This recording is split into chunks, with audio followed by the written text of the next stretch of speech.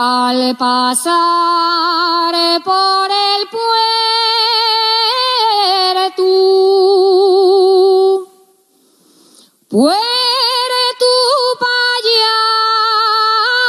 Pallares, me encontré con un viejo dando vaques. Yo, como era tan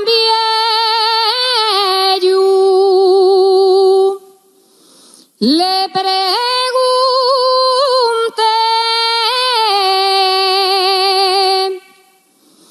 si quieres dormir la siesta.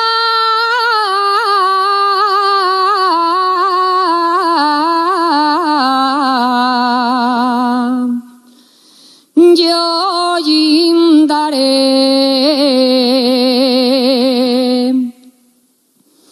Y el viejo muy ufano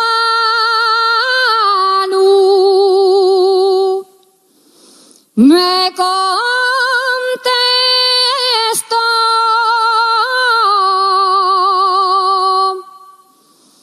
les vaques de mi casa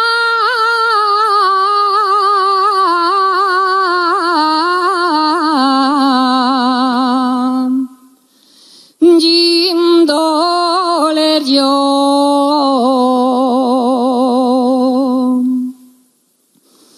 Molinera, molinera, que descolorida estás. Desde el día de la boda no deseastis de llorar.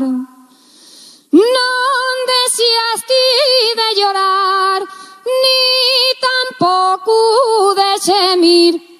Molinera, molinera, de pena vas a morir.